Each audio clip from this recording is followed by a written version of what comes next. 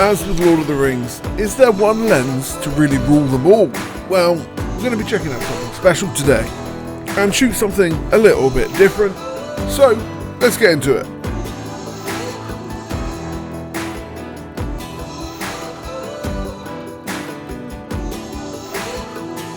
Last year, I actually reviewed a lens, the 105mm f2.8 from Canon, and it was a great piece of gear. I really enjoyed shooting with it, and actually having that range at f2.8 was actually very interesting. The price tag, however, is massive on that lens, and well, Sigma have decided to bring it to the masses and introduced a 28 to 105 f2.8 lens, and she is a beaut. And the price is, drum roll please, £1,399? Yes please, take my money. That's from my perspective, not Camera Centre's, but if you want to get it from Camera Centre, link below.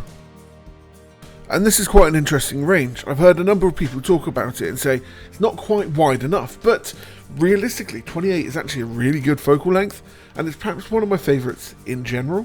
And unlike the Canon counterpart, this is actually an external zoom, so that's interesting. So I decided to test this out in a number of different situations. We went around Cardiff taking some photos, some video of the general vicinity, like we usually do. But then we also set up a music live session in which I used this both on a gimbal and a tripod to get some creative shots. And I must admit, started to talk a little less. Have a good day, guys.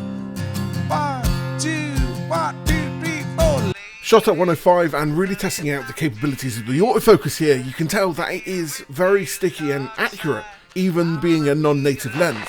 Was impressed. Anyway, let's get into that. First of all, because, you know, storytelling is always important.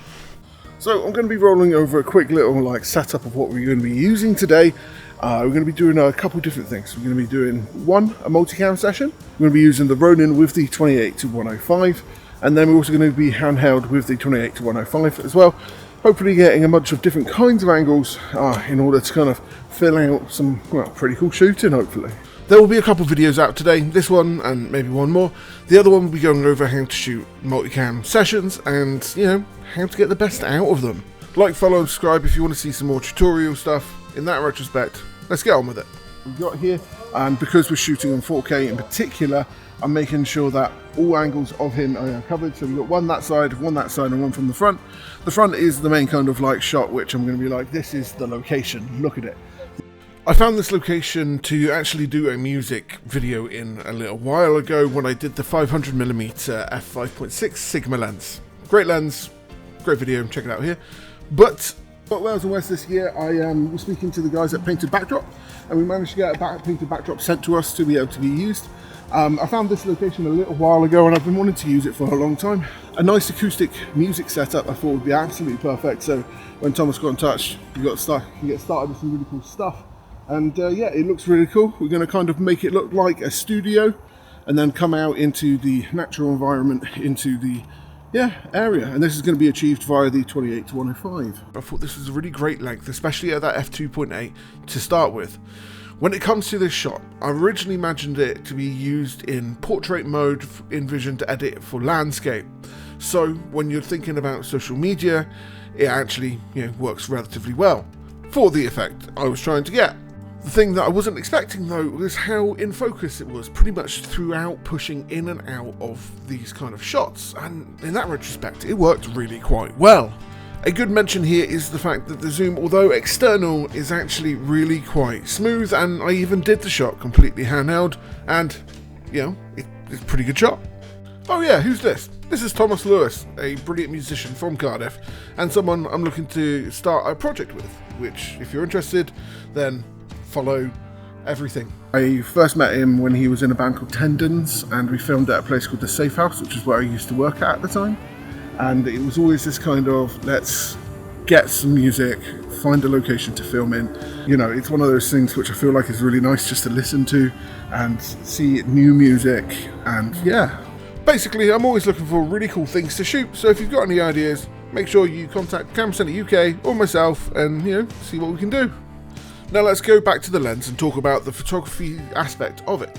So when using this to take some photos of Thomas, just playing and just, you know, grabbing some images, I must admit I was impressed by how sharp it was pretty much across the board. Of course, having that f2.8 makes this brilliant for people who are doing events type work, and, you know, the best all-round kind of every use lens you can get right now on the market.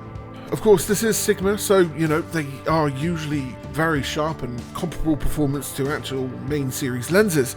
And when you look at the competition for this, the only real one is from Tamron when it comes to the L mount and E mount kind of lenses. When you're looking at it and comparing it to the Canon RF version, well, let's take a look at the images. So what I've got here is two photos, one that was taken with the 24-105 f2.8 Canon, and then the one that I took on this project, which is the 28-105 f2.8 Sigma. Bear in mind for this test that I did actually shoot the Sigma on a A7C II, which is a 33 megapixel camera, and then the Canon was shot on a R5, which is a 45 megapixel camera. With both these photos, we're going to be zooming in 12 times, and as you would expect from the Canon L glass, super sharp. With the Sigma, very comparable, and especially when you consider the megapixel difference between these two cameras. However, when it comes to the bokeh, I think I honestly prefer the Sigma. However, you have got this nice kind of like cat's eye looking bokeh from the Canon, so it's your guess. Thing is though, the Sigma is half the price, so that's amazing, and it's also only on Canon, the Canon, and the Sigma is on L mount as well as E mount, so winners for people who shoot L mount and E mount cameras, I guess. The closest comparison in terms of lenses that are available on this system is of course the 35-150 Tamron and Samyang variants, in which they are somewhat more expensive, not with the Samyang, but also they are heavier and only a little bit bigger. Last thing to say here really is I was amazed at how amazing this was on a gimbal, actually. The reason why is it has the ability to zoom in so far and go out so wide.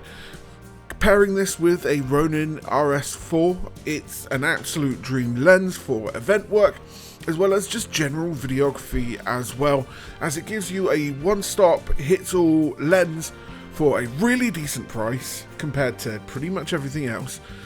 Great sharpness. This lens, it's amazing. There's nothing else to really say about it there.